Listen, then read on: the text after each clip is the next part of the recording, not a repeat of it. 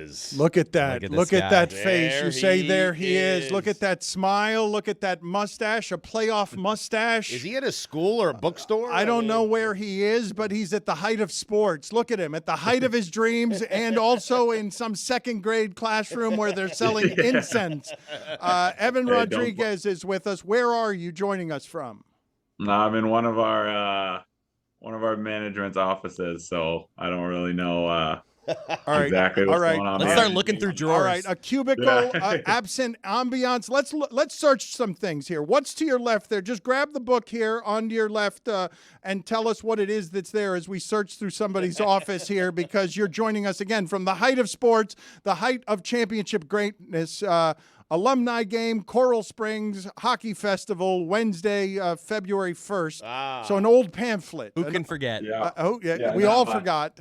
Yes, okay. It's an odd thing to keep in the office. Nothing too great. It's mostly Panther stuff. Nothing too interesting. The reason we're excited to have you on, I'm sorry, yes, the reason that we're excited to have you on is because I can't believe everything that's happening around your franchise. I cannot believe that Florida has taken this sport from Canada over the last 5 years, and Canada must hate you.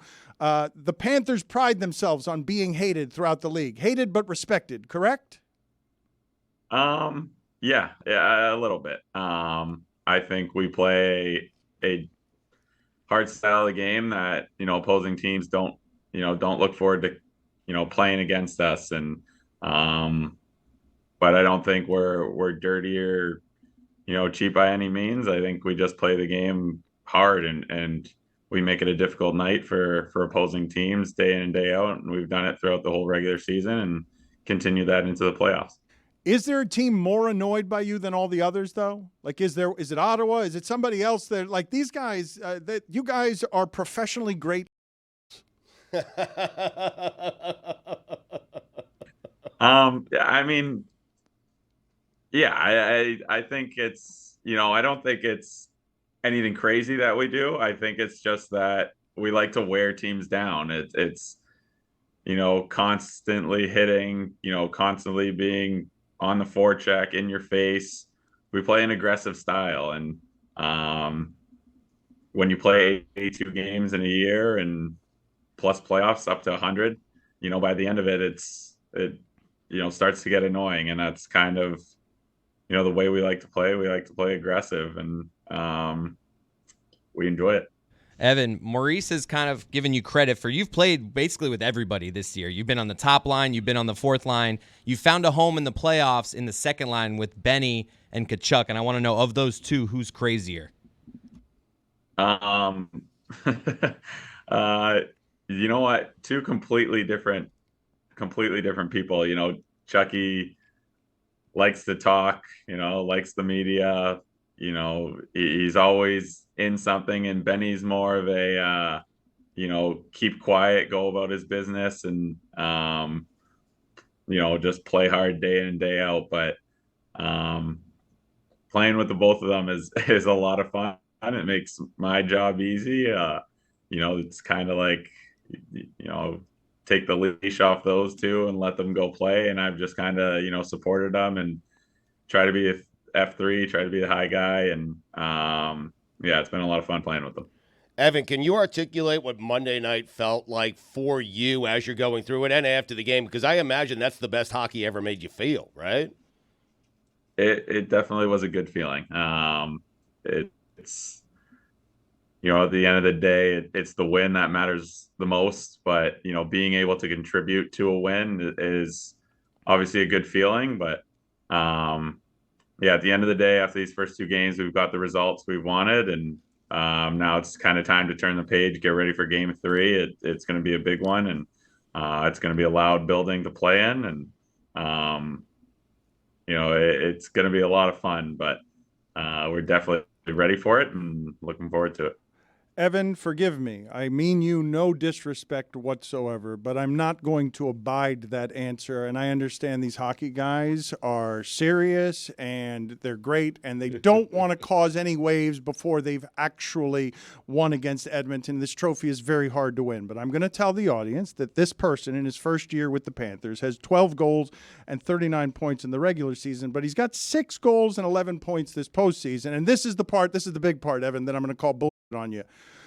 You've scored 3 goals through 2 games, and McDavid hasn't. And if I told you at any point in your dreams, hey, listen to what's going to happen here to you in the Stanley Cup Final, you're going to have 2 games where you're outplaying the MVP of the league. You're not allowed to just come on here and say, definitely a good feeling.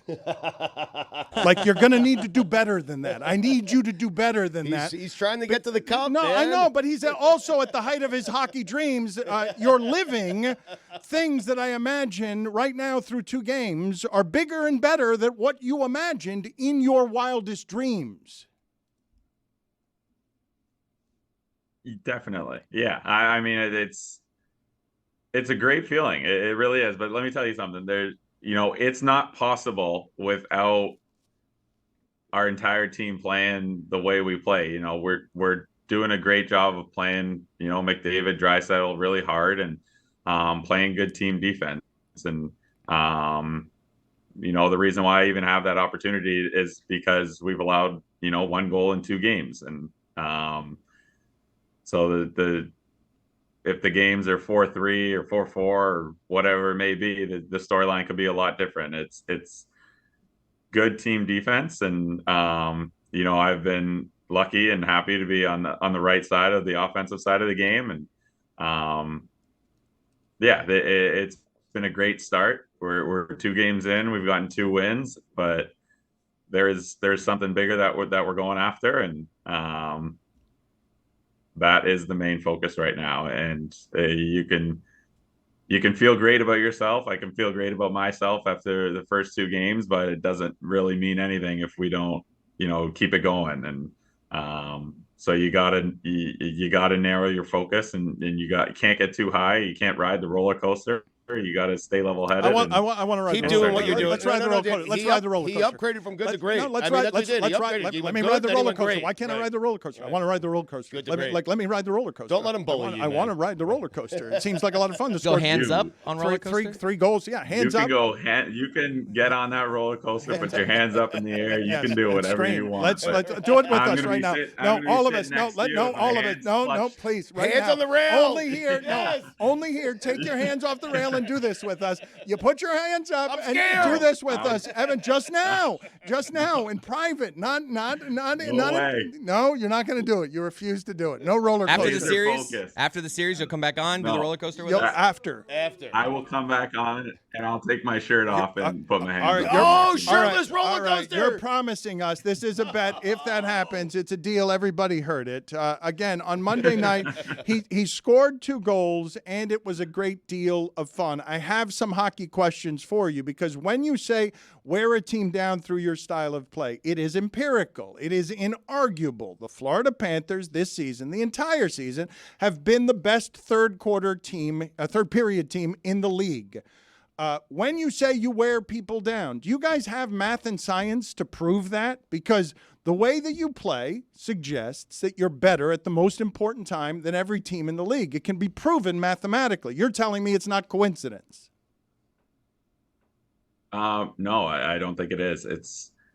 You can feel it. You can feel it when you dump pucks in, and the D are more reluctant to take hard strides and go back and get the puck. And you can feel it when they get it, and they're just trying to get rid of it as quick as they can. They don't want to take the next hit. So that's what leads to turnovers, and that's, where we start to capitalize. So, it's a style of play that we've been playing, and we've learned to play. And, we don't ever chase games, because we know in the third period that, we'll end up getting the result. So even if we're down 1 or 2 goals going into the first and second, there's never any panic. There's never a reason to open our game up and start, cheating for offense, because we know come the third period, it's going to, start to go our way. We're going to start to get those turnovers and start to capitalize on them. And the mindset of every game is 60 minutes, and we're not going to change the style of play after the first 20. We're going to continue to do what's made us successful throughout the whole year. And, you train the entire year so that when you get into big games like we're in now, it's almost like muscle memory. You just do what you've done all year long. And if we do that, we believe we'll get the results we want. I have the math you crave, Dan. Panthers 2, Oilers nothing. How about that? Thank you, Stugotz. 2 wins away from the cup. One of the things, that's correct. 2 Evan, plus 2. If you had told me, thank you, Stugotz. Yep. If you had told me, Evan, on Monday that you guys could do that to Connor McDavid and Edmonton, where they don't have a threat other than the goal they scored and one other shot the entire game, I would have said they're great at defense. They're not that great at defense. Monday night was not conceivable to me, even as good as you guys are, just because of how much I respect the Edmonton offense. Were you surprised that you were able to suffocate them like that on the power play and beyond? A little bit. I think when you have elite players like they do, they're going to get their chances. There's no stopping it. And I think in the first game we played timid, and we played like no one guy wanted to make that mistake to give them those chances. And I think that's why they came at us in waves in the first game and got all the chances they did. And I think in game 2 we were more aggressive. Our D were more aggressive. And I think as a team we played better defense, but that's because our back end, stood up on plays, took the chances, and we had guys. A big thing with our team is that no one's afraid to make a mistake because they know they have 2, 3, 4 guys on the ice who are going to cover them up. And I think we all have the confidence right now to be a difference maker and make the next play. And if you screw up, you're not going to have someone yelling at you. You're going to have a guy there to pick you up and back you up. And I thought we did an incredible job in game 2. Evan, you cost me money last night because you scored your first goal. I was in section 128, row 7, going nuts. And my people around me, as you score, I got so excited and lost in the moment. I was like, if Evan scores another goal, I'm going to buy an Evan Rodrigues jersey. And then you scored a goal. So I just want to let you know that I will be purchasing today an Evan Rodrigues jersey because I'm a man of my word. Yeah. Nice. Hey, I respect that. You're a man of honor. So my respect for you just went up. All right. It took you scoring 2 goals in a Stanley Cup game. I mean, right. One wasn't enough. If they win the championship, if they hold up the trophy, Chris will do it in that jersey, the show, and he has promised us he will be shirtless, and we're going to do the roller coaster together as a show with a Stanley Cup champion. I was confused upon being introduced to your story, Evan, because I was just delighted again and again as a Hispanic kid in South Florida to hear Rodrigues in hockey. I've heard Rodrigues all my life, and I've never associated it with hockey. So I went looking through your ancestry, and then I'm like, oh, he's Canadian. And I didn't even understand how any of that could happen because I was ignorant. I did not know that there could be a Canadian Rodrigues. So your lineage on all this stuff, are you running into a lot of people in Miami who think you're Hispanic or think you're they don't think that you're Canadian. They want to talk Spanish to you because Rodrigues is a Hispanic surname. A couple times. I've gotten some support from the Hispanic community. Yeah, I do have some Portuguese blood in me, and yeah, it's nice. It's nice to be embraced and feel the love a little bit, and yeah, maybe I should pick up my Spanish speak or language, I guess. Do you know any? You don't know nada? No sabes nada. No puedes hablar nothing. Not a You word. have no idea what he's saying. I knew a little bit of Portuguese when I was younger, and now not a lick.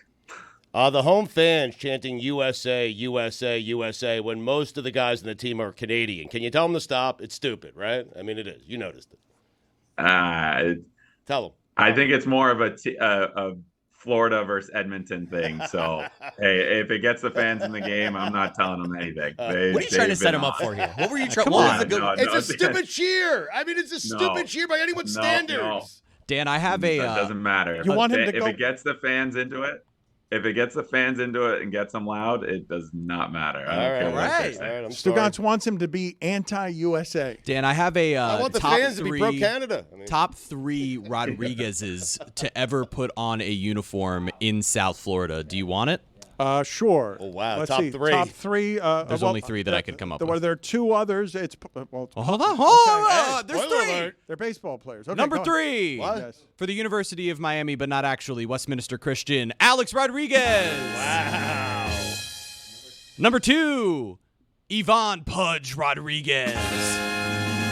Oh, boy. And number 1, Yes. Number 1. scoring 2 goals Yes. in Game 2 of the Yes. Stanley Cup Finals. Congratulations. Evan Rodriguez.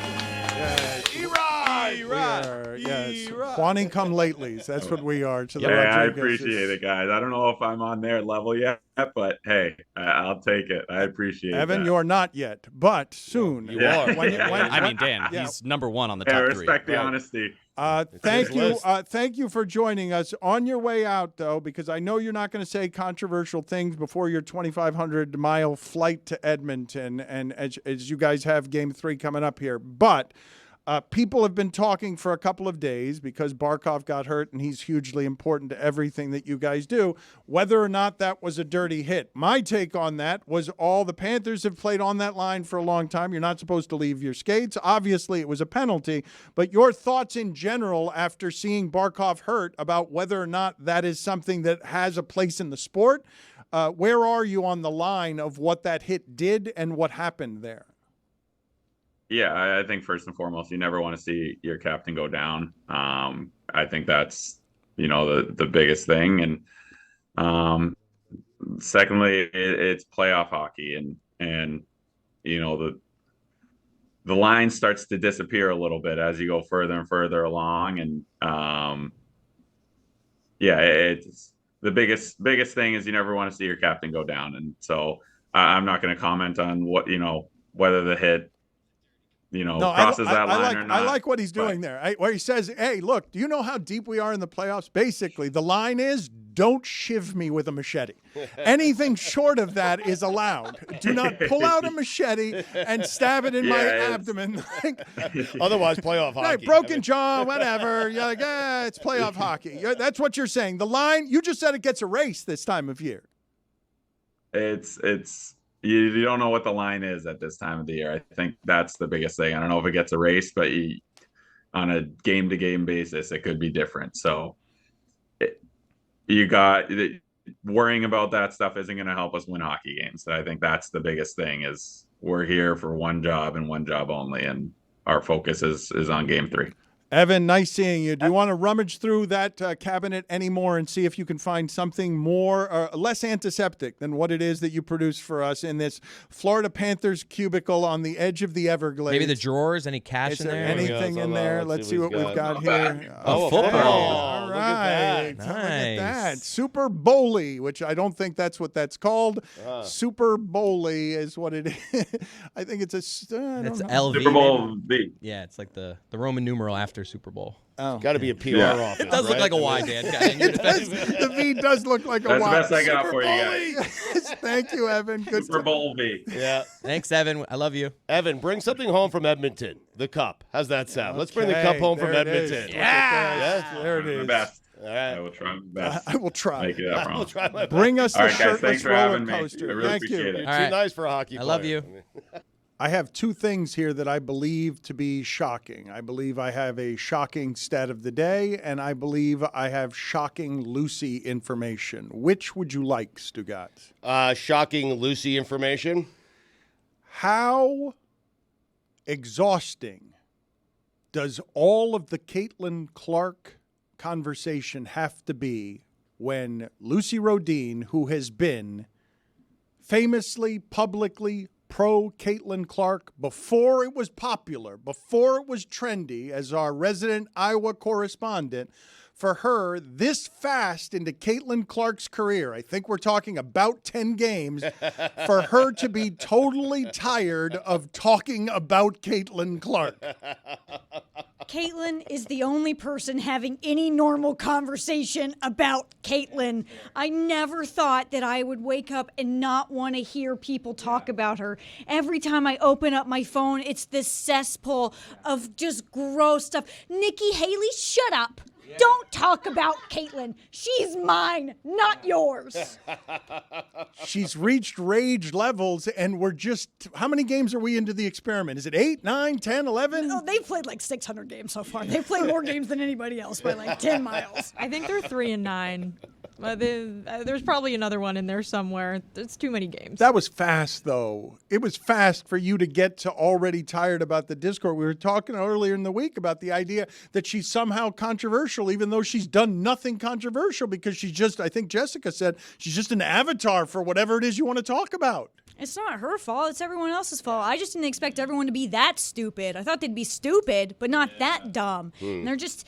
She doesn't say anything. She doesn't do anything. She goes out, she plays basketball, she's normal. Like, even the whole, like, Olympic conversation, she wasn't mad. She wasn't upset. Then everybody else just gets so... She doesn't need you to do that. She's cool. She's good. She makes a lot of money. She's fine. Leave her alone. Just leave her alone. Be normal. Just somebody be normal for 5 seconds. Yeah, no one can be normal. To Lucy's point, I was listening to the Athletic Women's Basketball podcast yesterday, and Ben Pickman was saying that USA Basketball stuck to basketball, and all Caitlin Clark's been saying all season was like she wants to tune everything out and just stick to basketball. And they did that, and everyone's still really mad. And it's very just, why can't we just be normal? What is generally happening with the coddling, though? Like the idea that people are rushing over to not just have an opinion, but to also protect her from expectations that come with being a prodigy? It's all pretty much just like it boils down to like men being like, women need to be protected, even though men are the ones who do all the bad stuff to women. It's pretty much all of them. They're the ones that we need to be protected from, but yet they're saying they need to protect us.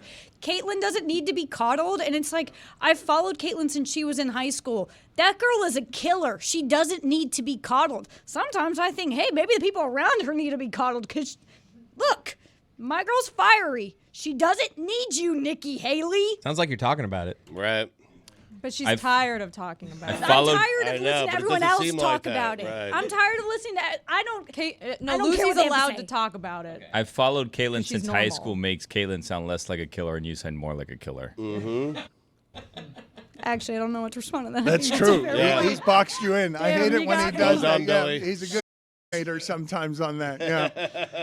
I've got. I still want to get to this stat because I do believe that all of you will be surprised by this because I didn't believe it when I saw it, and I had to double check it because I think of the Los Angeles Lakers as something historically that they have not in any way been recently. It came up in the weird story of Dan Hurley, who will be on with us tomorrow, incidentally, so we will get to ask him some of these questions about something that is confusing, and there's an element of the story that I think people listening to this will be interested in because they're interested in the insider stuff, and Woj and Shams are going at it in a way that's public and interesting to me. But we were talking about the Laker job, and Jessica mentioned, is it that good of a job?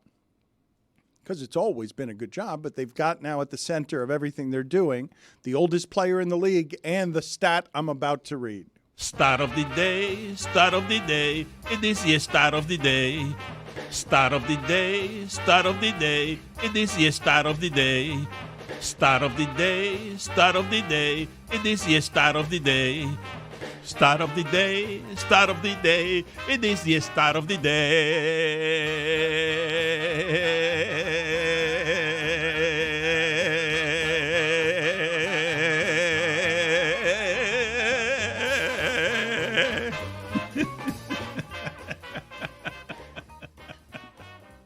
Before I give you the stat of the day, Stugotz, this from Hembo, because it will help you understand a little better the passing of Jerry West, how it is and why it is he was such a great executive. Hembo writes, on July 11th, 1996, Jerry West traded Vlade Divac for Kobe Bryant. 7 days later, Jerry West signed Shaq as a free agent. It is the greatest week any sports executive has ever had. That's what Jerry West did. I mean, Riley got LeBron and Bosh. Same day. And Wade. Discounted. Yes, and discounted. Same day. So perhaps not the greatest week an executive has ever had. But because Jerry West did that and because the Lakers have been so relevant for so long, this is the stat of the day that surprised me. In the last 12 seasons, the Lakers have been higher than a 7 seed once. 12 seasons, the Lakers have been higher than a 7 seed one time. I had to go look it up because I'm like, that can't be right. They've always been relevant. But Kobe played at the end for some really bad teams. They've always had stars, but the last 12 years of Lakers as a mom and pop business has been an illusion. Like, it's been an optical illusion. It's all of their history is the way that you remember them. And the fact that they keep putting a star in front of it makes it seem like they've been better than they have been the last 12 years. That one title in the bubble covers a lot of stuff up, a lot of losing up. They've also run through 6 or 7 head coaches in the last 12 years. I mean, it's crazy. And so to Jessica's point, when Hurley comes up for that job and it feels like the whole thing seems fishy and a negotiating ploy, and it's Hurley taking advantage of the situation because he can, because he's a basketball royalty name. The Hurley family is known as basketball, and so if the Laker job comes open, yeah, sure, why not interview it, but not with the intention of taking it. And not because it's that good a job with the oldest player in the league in control of everything. Chris Whittingham, Stugotz. Many of us miss him around here. Many also don't miss all of the weirdness that Chris Whittingham is. Some of us miss him. I mean, becoming less and less. But who is this? Chris Whittingham was the executive producer of this show for about 6 minutes and then went off to his dream job. But in so doing, took a wrestling heel turn that kind of surprised us, I think, where he went from a Panthers fan to a Rangers fan at the wrong time, and did so because he was mad at the Panthers for breaking up what was a great offensive regular season team that then got strangled in the postseason by Tampa Bay. Whittingham was know-it-all loud wrong in a montage that we played last year about his hockey takes that somehow, even though it was historically gasbag wrong last year, is even worse. It's aging worse than the mockery of a year ago. I would like to disappear in the playoffs again. We won't be in the playoffs because of empty stats, Matthew Tkachuk.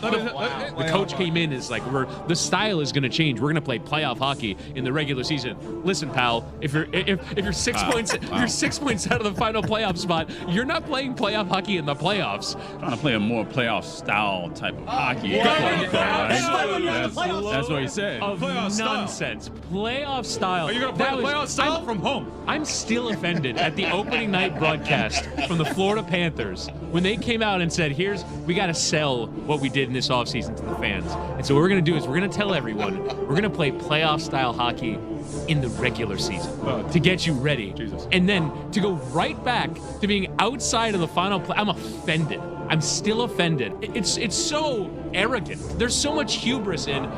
You guys were playing that little tippy-tappy fun stuff in the regular season. That stuff isn't we're gonna play. We're gonna play man hockey now. After that unprecedented success, we're done with it. Why did they break the team up? Break the team up. They just break the team up. They changed the style. They changed coaches. They broke the team up. You and Huberto, you just won't get over this. They won that Chuck has been way better than Huberto. Huberto. Go look what Huberto's doing this year. It doesn't matter. It doesn't matter.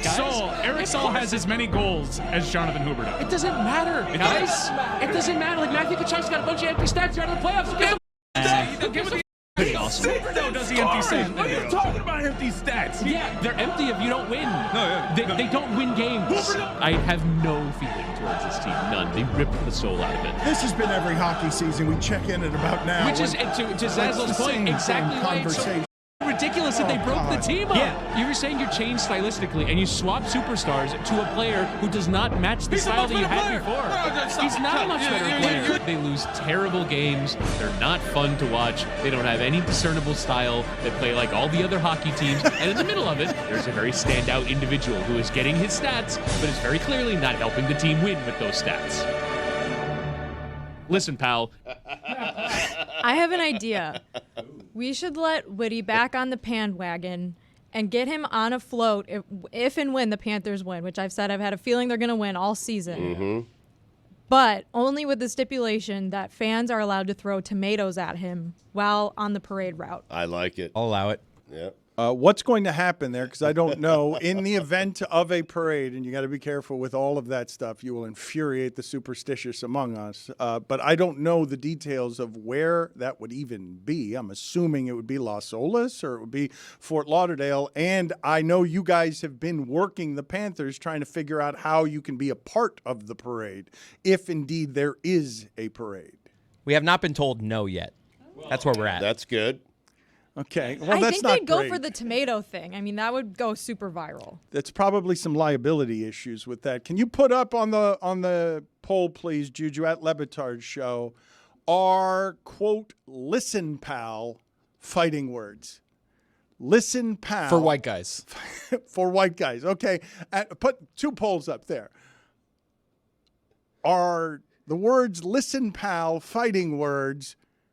And are the words, listen, pal, only fighting words for white people? Let's do against the spread, please.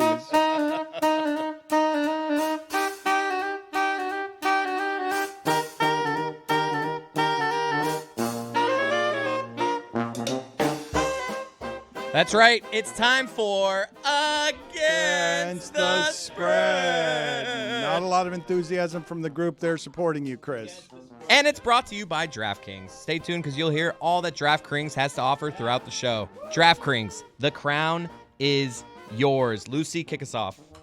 All right, starting off with some WNBA action tomorrow night. The Mercury. That's always a hard word for me to say. Mercury? I can't get It's it. a tough one. That Yeah. and Arnold Palmer can't get for some reason. The That's Merc. not the point Yeah. of this. That is Arnold not. That is not what DraftKings spends their good money on.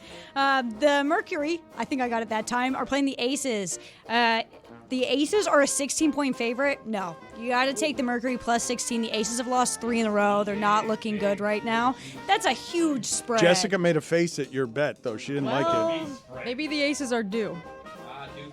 Yeah, but 16 is a giant spread. It is giant. Lucy, you're absolutely right. Thank you. I can say Mercury and Arnold Palmer now. Tony! What?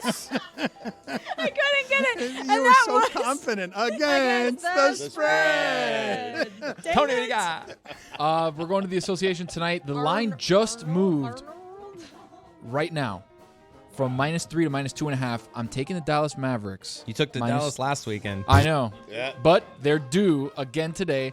Luka back in action. No Porzingis, no rim protector. Luka, Kyrie He's getting been to in the action the hole. entire time. I'm saying Oh.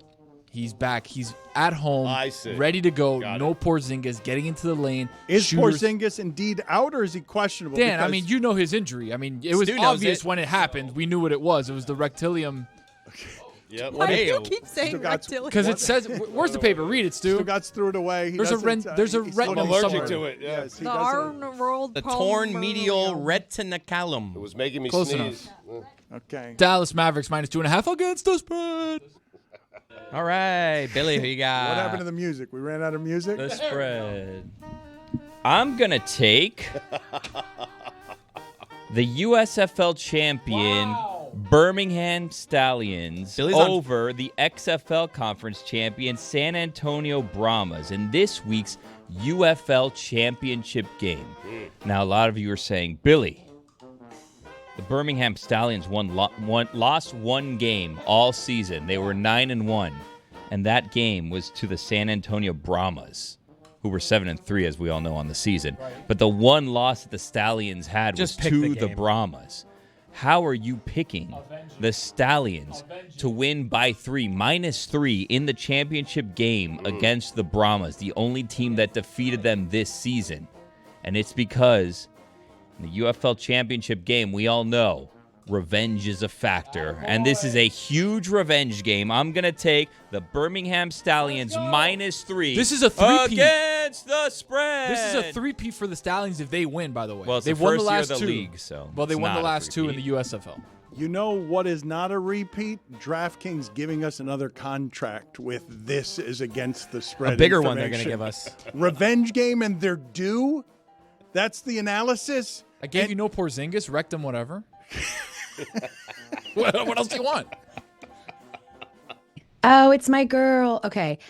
Jessica, can I tell you, I spent like 3 days after Formula One going, was I too familiar? I called her Jess right away as if we were like old homies from college. Did I just have kept calling her Jessica? I really spent like an absurd amount of time tormenting myself over whether I should have called you Jess. No, I go by both, but I wore my Hannah Hidalgo shirt today for you, but it's too cold to take off my sweatshirt, so you can't see it. It's underneath. That's all that matters. It's there. Exactly. Elle, we are so happy to see you. I don't mean to sound too parental here in feeling proud of you that you can display the full range of your personality in a way that the prompter doesn't allow, but it's nice to see you again, and thank you for making the time for us. Dan, are you joking? I squealed at the call. Thank you. Hi, Stugatz. Hello, Hi, Elle. Dan. Hi, everybody. Hey, I see Lucy. Hey, what's up, Greg? Okay, I kind of can't see who's in the very back. It's Billy, Tony, and Greg. That's fine. That's fine. You did fine.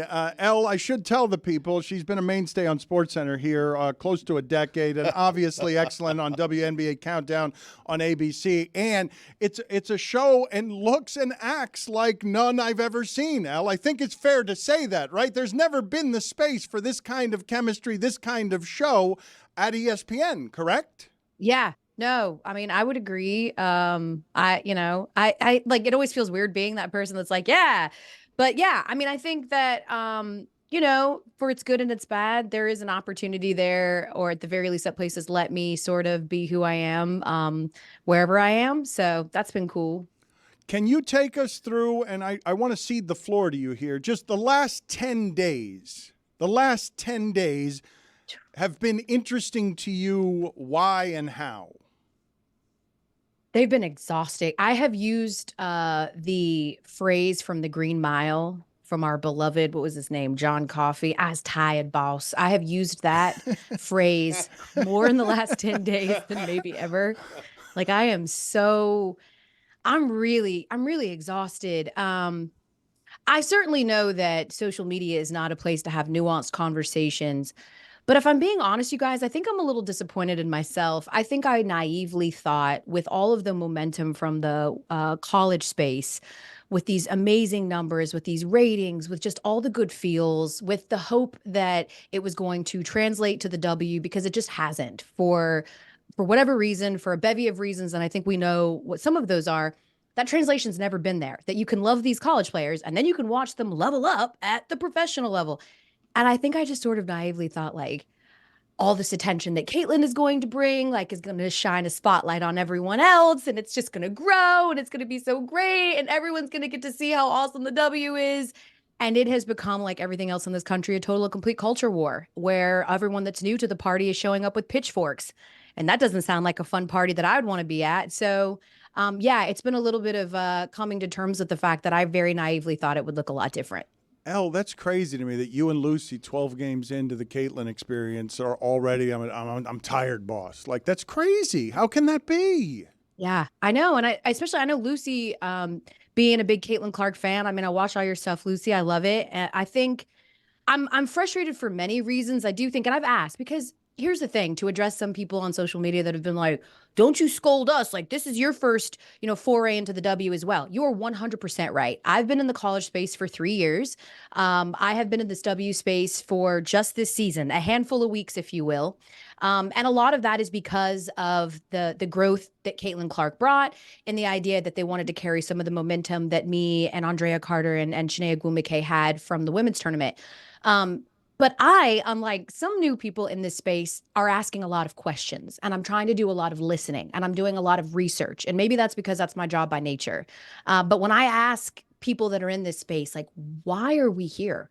What happened? Like, how did we go from like Caitlin Clark is going to help level up this whole league to now we have othered her in a way that it is either you are showing complete fealty to Caitlin Clark or you're a jealous, bitter hater. And there's no in between. It's like you are either saying that she should be given everything that she wants because she's been transformative, or you hate her and you're a racist, which I've been called numerous times this week as well. So there's no in between. And it's frustrating because everyone has taken to their respective sides and like there really is no room to listen. Or I didn't think that the Olympic thing would be that talked about naively. And sure enough, like we're still here, 4, 5, 6 days later talking about it too. Isn't it possible that it's just because men want to be a part of the conversation now and it's easy to do all-star snubs and Caitlin as an entry point and everyone can look at what's happening and say, I liked it better before the men got here? Yes. All my girl group chats just look like, what is wrong with the men? What has happened to the men? They're losing it. Yes. And I think that's the frustrating part is that I'm not one of those people that's like, you're new, you should have nothing to say. But the problem is that these new people don't really have anything else to talk about. They're not particularly researched. They're not watching these games. They're certainly not texting sort of the experts or the analysts that they have at their disposal to ask them what are storylines that are worth selling. And so they keep going to the same bag of tricks. She's being targeted. She's, the best thing to ever happen to these women. And she's being snubbed. It's just like the same rehashed, and it doesn't matter how measured the conversation is around it. I mean, actually, Dan, I was really excited that when this thing leaked last Saturday, that we were going to get to do a WNBA countdown because again, naively, I was like, Andrea Carter and Chiney Ogwumike should be the first voices on this. Like before the men get it, let's let these two very pragmatic, measured, researched, incredible people give their thoughts on why potentially she was left off the roster, which is different than being snubbed. She was left off. She was not snubbed. And it still hasn't mattered because, it's still the people with the biggest platforms are the ones who, want to be able to throw Caitlin Clark in the A block, but in a way that they think is digestible to their fans, which is simply going to the one thing that they know about, which is, besmirching and denigrating an entire group of women, thinking that you're doing it in a way that's like promoting Caitlin Clark, which is beyond strange to me too. I have a question looking ahead to the next Olympics in 2028, which will be here in the United States. There's going to be even more of an influx of talent coming out of college next year and in the next 3 years with Paige Beckers, Juju Watkins, Hannah Hidalgo. Plus, you'll have rookies this year like Angel Reese that may be eligible to play in the next one. Will this be the deepest pool of talent in USA basketball that we've ever seen in 2028 trying to make that roster?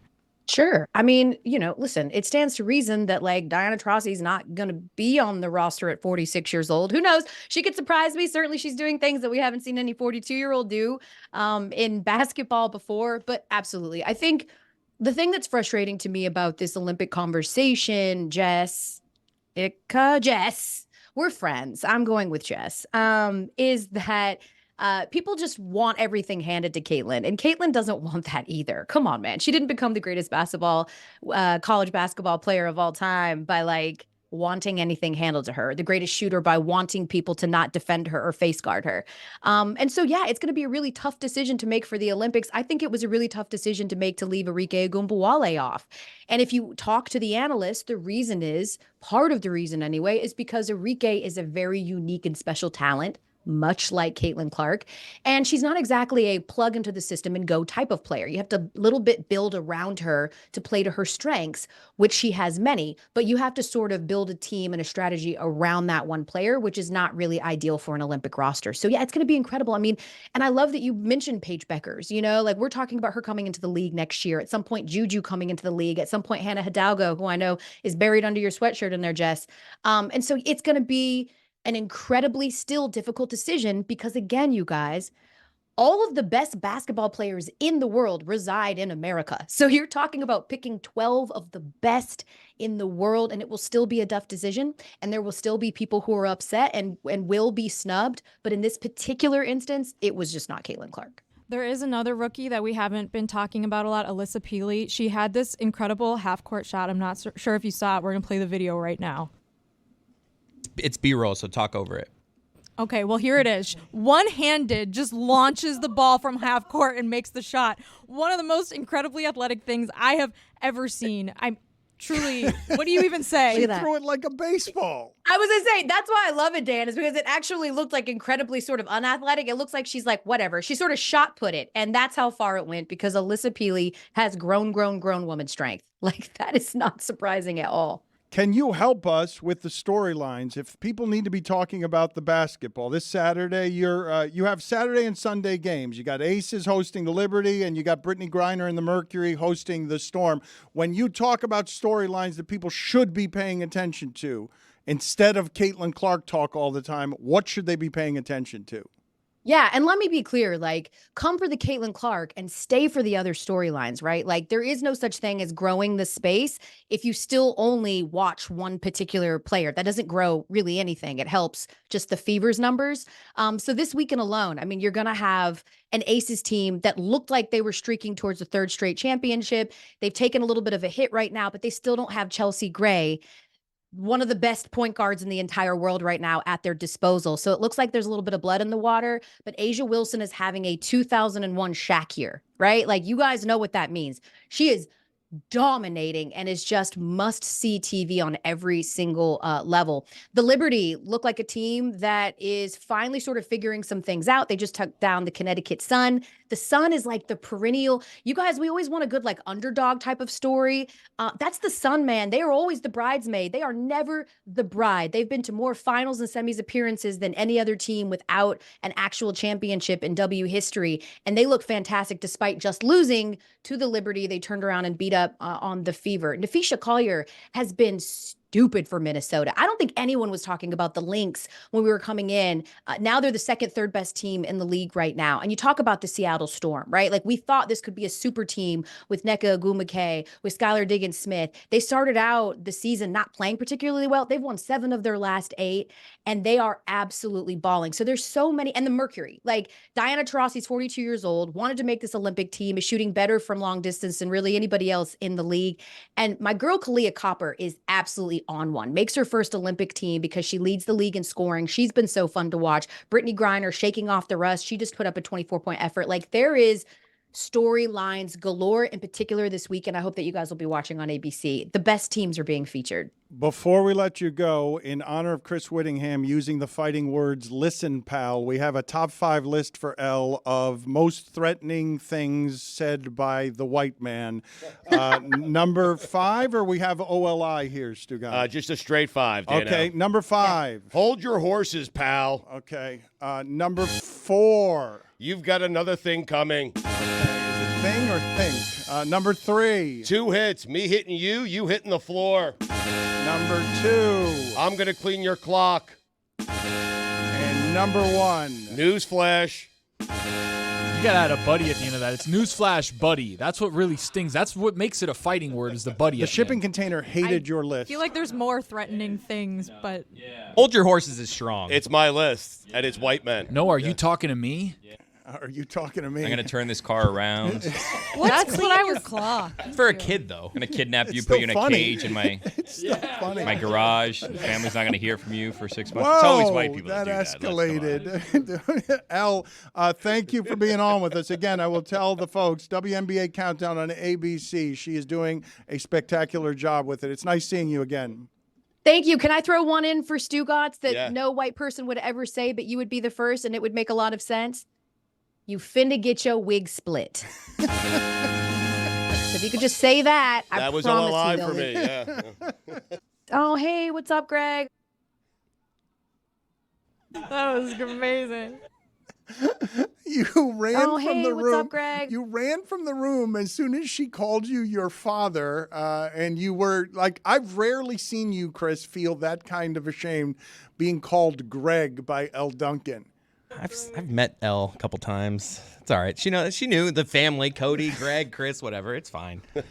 Do you have the sound back there of Lucy trying to say the name of one of the great golfers of all time and one of the finest drinks you'll ever hear about? I was thinking drink. I can say Mercury and Arnold Palmer now. Arnold Palmer. So bad. One more time here. I can say Mercury and Arnold Palmer now. It is a tough one. If you say it too quickly, I can see that I can't happening. even say it the way you said it. No, I said it like that. Play it again. Arnold Palmer. I can say Mercury and Arnold Palmer now. Almond. We got to stump the Meech with that one. Almond purple is what it sounds like. I can say Mercury and Arnold Palmer now. I didn't even say Mercury that good either. I can say Mercury and Arnold Palmer now. All right, to celebrate all of the day's failure, we are resplendent every day in failure. We go out again to Jeremy Teshea. It seems awfully windy out there. It is storming. He is on Hollywood Beach looking for Panther fans. Jeremy, what can you tell us? Have you found any yet? Dan, no. I think the excitement, short story, no. Long story, I think the excitement is so, with so much fervor that the fans have already left for Canada. They're going to Edmonton because, well, there's nobody behind us. And normally when you come to Hollywood Beach, you will see just countless shirtless Canadian men who are skinny everywhere on their body except for like a huge red stomach. And this isn't, it's not fat shaming. If anything, there's actually like kind of a real beauty to the grace in which these men carry Fat celebrating, themselves. yes. But why have you, here. we've sent you all over South Florida. Why is there never a human being in any of the camera It's a bad shots? beach Storm, day. I Dan. mean, There's rain everywhere. Do a pan I don't around. know Can we what see we're supposed to do. anyone? There is a gentleman right here. Sir. Okay, Sir. hold Yes. on. Do you know anything about the Florida Panthers? Florida Panthers hockey? Hockey, are you excited about Sergei Bobrovsky, sir? I don't know anything about him, bro. You don't know anything about it? Are you from Florida? Yeah. You're from Florida? Yeah. Okay. If I asked you if we should turn Sergei Bobrovsky into Sergei Bad Quoteski because he's not a very good quote, do you like that nickname? I'll go with it, sure. all right. Should we, sir, be calling Connor McDavid Connor McOverrated? I have no idea. Jeremy, All right, thank you very much. Jeremy, All right. go to another human being. yes. Keep walking until you find someone. Listen to me. Go to Nick's All right, Bar and we're gonna Grill. walk. Go to Nick's Bar and Grill. There's a man there. He's Well, a we bartender. His were name's outside Mike. of Go say hi to him. He Margaritaville. knows hockey. Okay. Just Okay. find me a All right, Panther Nick's, fan, Nick's please. Bar and Grill. Yeah. Nick. All right, I'm Yeah. doing my best. Billy is we have firmer on beautiful Team Tony souvenirs and than he's luggage ever here. been. There are no human beings. Tony- How is there nobody on Hollywood Beach? Would you go to the beach today? I mean, It's really horrifying. But there have got to be human beings existing I see around him. the beach. Well, no, Jeremy said they went to Canada There- we have because some they're so humans. excited. We about have the some Panthers. humans here. All right, All we'll right. wait for you. We have There- some humans There are here. businesses We're gonna there. catch up. We'll check back. All right. you're getting closer to I Nick. don't know. I think we should stay live with this. No, yes, let's stay live with it. And in the interim, just play Lucy again and We'll run again, trying to say Feel good. Arnold Palmer. I can say Mercury and Arnold Palmer now. You're running past Anybody people. Florida You just Panthers? passed someone. Florida Panthers. That's Nick's. Florida Panthers. That guy right Anybody? there. Florida You're right. Panthers? How about that guy? Everybody excited? To your Sure. right. To your Are right. you excited about the Florida Panthers? Florida Panthers hockey. Florida Don't show the Panthers hockey. Are child's you face. excited? They're in the Stanley Cup. They're up 2-0. Well, I'm from Florida, so we don't follow it much, but I guess I'm excited now. Okay. There you Should go. be. That's Just about finding it. out about That's it. not true. Is Connor McDavid Connor McOverrated? No, Probably. No, Yeah, no, probably. Jeremy. Move on. Jeremy. No, don't Do talk you want to to say go child. Panthers? Jeremy, Oh, get out. Jesus. Jeremy, get out of there. Aw, go Panthers. Panthers. Oh, High five. That's it. Aw, oh, so cute. Jeremy, The people keep- here don't know what the hell find we're a talking human about. being, You guys, Jeremy. Florida Panthers. Anybody? Hockey? Celtics. Celtic. We'll check back with you, Jeremy, when you got someone. Oh, hey, he's going to someone here. All right, hold Hi, on. Florida Panthers. Are you excited about the Florida Panthers? Hockey. Don't even know them. Okay, great. Those are Awesome. people that came down here for vacation, and they're just like, all right, we got to go outside. I mean, Yeah. we came down here. From Canada. Florida Panthers? Florida Panthers? You know much about the Florida Panthers? Hockey? Can we get a go Panthers? Say a Are player. you excited? Go Panthers, baby. Let's go. Name a player. Name Here, a hold player. on. Let me get a better view for Ask you him to guys. name a player. So, gentlemen, can you name one Florida Panther? Nope. Let's go Rangers. Reinhart, baby. Oh, gross. Sam Reinhart? Are you a big fan of Sam Reinhart? Do you think that Connor McDavid should really be Connor McOverrated? I can't say that. He's great, but let's go Panthers, baby. Go Panthers. And Sergei Bobrovsky, how impressed are you with him? Oh, Bobby Bricks. He's a brick wall, baby. Can we get a Bobby chant going? Bobby.